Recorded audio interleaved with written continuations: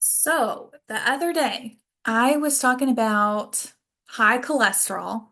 Is it really a problem? What do we need to think about in order to address high cholesterol in a root cause way instead of just trying to force the numbers low? And I mentioned at the end of that video that I also wanted to talk about low cholesterol. And this is something that I don't really see the medical side of the picture even considering. Maybe there's someone out there in the Western medicine that's keeping an eye on this, but I have not seen that to be the case so far with clients. Um, and even ones that are on statins where the cholesterol is well below that 200 ceiling that they have. So I think this is something that really needs to be talked about more. And this is where the whole like Goldilocks scenario comes in, like many things. Like you don't want too little of something, you don't want too much. Cholesterol is the same way, there's a purpose for it in our body, a very, very important purpose. And most people just think about cholesterol being related to eating a lot of fats, fast foods, and like it being this unhealthy thing in our blood. It's so critical. And this is where like the holistic side of the camp can go a little gung-ho and maybe be okay with too much of a good thing. So we talked about that in the last video. But let me jump into why cholesterol is so important. We can see where low cholesterol, because it's like a building block, it is like the precursor that you need to build very important things in your body, such as your hormones. So that includes your steroid hormones like estrogen, progesterone, testosterone, cortisol. Think about your adrenals, think about your sex hormones. You need cholesterol to make those hormones, and you also need it for your mood and your brain function. So, if we have low cholesterol, we're going to be more likely to be depressed or anxious, and even suicide ideation goes up, which is very concerning. But definitely cognitive decline and memory issues. So, if you feel like you've got brain fog all the time, one of the first things I look for is signs of low protein intake. But the other thing that's really important is signs of low fat or low cholesterol. Those are really, really, really important for our brains to function. We have a lot of um, fat in our brain, and it needs that to function properly. We also need healthy fats to protect our nerves, the myelin sheaths around the nerves. So there's a lot of critical things there. So another aspect of cholesterol, like if I see low cholesterol for someone and I look at their diet and everything, and there's no reason for their cholesterol and their healthy fats to be so low, like if they're eating enough of that, then I really dive into their digestion and their absorption, looking at their stomach acid levels, looking at their gallbladder function, their biliary health, the bile, and making sure that they're digesting and absorbing those proteins and fats so that they can correct this issue. Um, there's just basically more oxidative stress, more inflammation, more chronic oxidative stress, and there's higher mortality risk and risk for stroke, surprisingly, with low cholesterol. Now, when I say low cholesterol, I mean under 150. If it's between 150 and 170, I'd still like to improve it. I'd like it to be at least 170 on someone's blood work. But when we're dipping underneath 150, that's cause for concern. Some of the reasons, let's talk about what can cause this. So we already talked about diet being important. We talked about, oxidative stress. So think about if someone has a lot of inflammation and they're not feeling well and they're fatigued, they might just be overloaded with things and we need to kind of rebalance the system in their favor. There can also be hyperthyroidism. So not hypo, but hyper, where our thyroid is on overdrive. And some people may unintentionally cause this with supplementing too much iodine. I've seen that before. Or this is a little clue, a little side note. Sea moss is like, trendy or whatever. It's super high in iodine. And I had a lady who was doing it for years and she develops a thyroid condition. And I was like, let's cut back on that for sure. So again, Goldilocks, too much of a good thing can happen. And that basically that sped up metabolism, that sped up thyroid condition, and this can happen with the adrenals too. Basically, you are burning through building blocks and materials and nutrients in your body a little bit faster.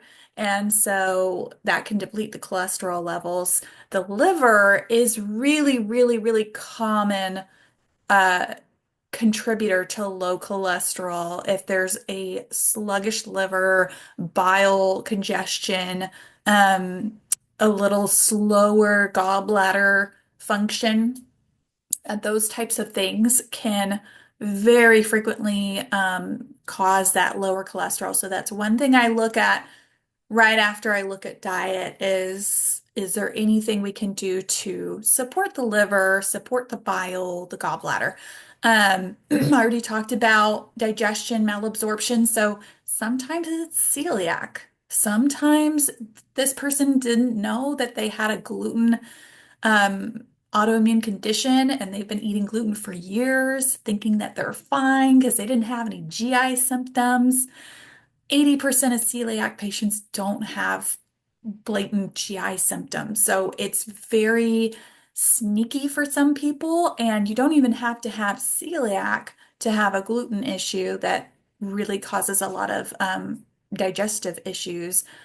But that's one thing I think is easy to test for and check for. Inflammatory bowel disease is another way that the gut's just so inflamed. The little, basically, I like to call it like a little carpet inside of our intestines that helps to absorb nutrients. That carpet gets destroyed from all the chronic inflammation going on. And then we have problems absorbing nutrients. I would say someone who's had the gastric sleeve procedure, something like that, has to be very intentional and mindful of getting enough nutrition in to avoid these situations as well. Sometimes it's genetic. I don't see that very often, to be honest, but and then really like the person who has chronic infections, chronic inflammatory conditions. And remember in the last video, I talked about how cholesterol is like sending out band-aids to all the little sites of inflammation and injury in our body. So if we have high cholesterol for a while and these issues never get resolved, and maybe you don't have enough intake or production from the liver or the diet or whatever to keep up, then over time it can be depleted. So the other thing I see is overuse of statins, right? That makes sense. That's kind of a no-brainer. If you're on a statin and your cholesterol's going low, this is something that your doctor might not even pay attention to. So I'm not saying, doctors are doing a bad job or hurting people, but at the same time, we all know the impact that it can make when someone advocates for their health and looks out for themselves a little bit on top of the busy doctors and nurses that can barely keep up with the load as it is. So advocate for yourself, speak up, ask questions, say, hey, can we adjust my dose and, make sure I'm within the safe range, right? But I don't want this to cause me brain issues or other problems that it's getting too low. What would be the harm in me being between 170 and 190, for instance? Like, what's the harm in that, doc, So that would be something. I've also seen this where people are using too much red yeast rice or red yeast rice supplement in addition to a statin. And it's eh, these things are powerful. They really can force this to be low, and it's very dangerous, in my opinion, to have low cholesterol. Um, for the many reasons I mentioned before, it's critical. The other thing can be like bile acid sequestrant. So for mold toxicity clients, it's really, really common for people to consider a prescription binder called cholestyramine. Um, it's very, very effective in binding the bile. Our our our bodies detox mold toxins very strongly through our bile system. Now, there's a few other ways that we expel mycotoxins as well, but the bile is a very, very concentrated area in the body where we're trying to detox mold toxins, also any fat soluble chemicals and toxins, which is a lot. So cholestyramine is like it can cause low cholesterol because it binds so much out of the body.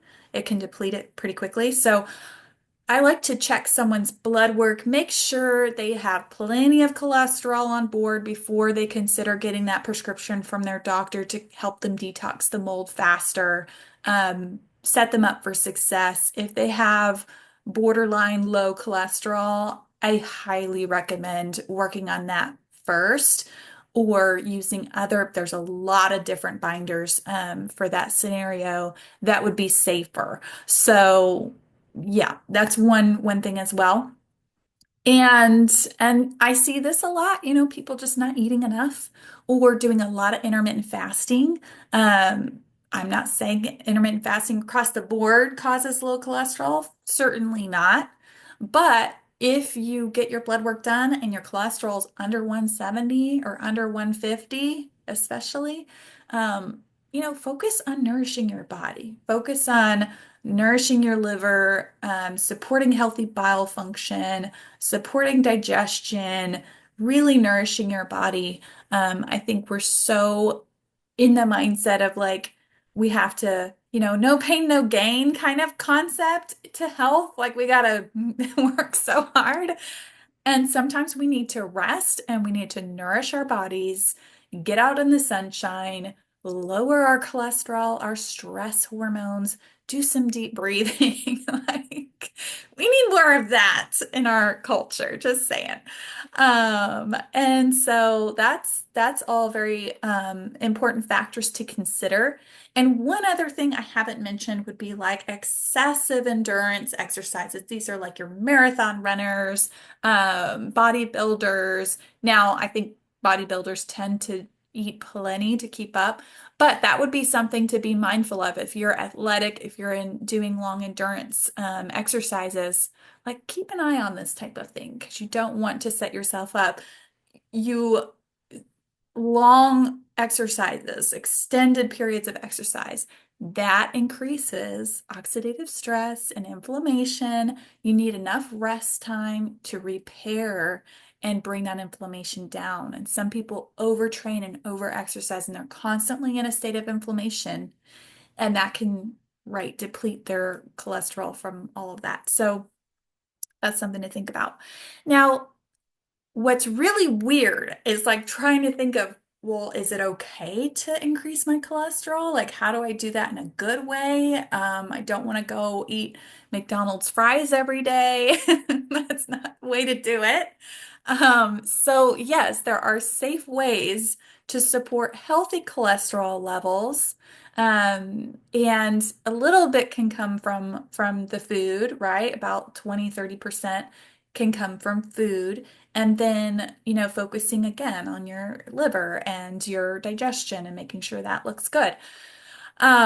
So healthy foods that you could do would be like pasture raised eggs. Especially the yolks of the eggs have a good source of choline, which is a building block, and cholesterol itself. Grass-fed butter, or if you're sensitive to dairy, ghee is a really, really great option. Ghee and grass-fed butter, but especially ghee, I believe, has a really good amount of butyrate, which is a type of short chain fatty acid that the good bugs, the good beneficial bacteria in your gut produce this butyrate, and it's been shown to be very protective for colon cancer, colon inflammation. It makes a big difference for inflammatory levels. So one, you want beneficial bacteria blossoming in your gut, but also these are some foods that kind of naturally help support the butyrate levels. And then organic liver. I know that's like ugh to most people. I really like Ancestral, is it called Ancestral Farms? Ancestral Blend. It's Forts of Nature. It's Force of Nature brand. I've seen it at HEB, Whole Foods, different stores have it, and it's basically grass-fed beef, but they blend in a good amount of organ meats, and the reason why that's so helpful is because it's really high in nutrients. It's very nutrient dense, a lot of B vitamins, a lot of minerals, a lot of, nutrients to nourish your liver. And then you can produce your cholesterol on your own much better. Fatty fish like sardines and salmon, another really great way to safely support cholesterol levels while also combating inflammation. These are things that help with inflammation and build up the cholesterol. So it's like a win-win for sure. And healthy fats that you can use would be like your extra virgin olive oil, your avocado oil, a little bit of coconut oil, things like that. Now, you don't have to go like bonkers with this because fat adds up very quickly calorie wise. So that can be a reason why some women are like, I'm eating keto and I'm struggling, or whatever. And it's surprising how we don't need a lot. We just need a little every day. Works really well. And then, different ways to reduce stress, reduce inflammation, work on the gut and liver. And a couple other supplements that are really helpful would be phosphatidylcholine or PC. And I will say Body Bio is a brand that I like. They've shown, different examples of different PC supplements, and theirs is very highly absorbable and very high quality and pure. Um, some people know Terry Walls. She's like a MS expert, and she's really big on their product as well. I think they just have a very high standard, so I appreciate that.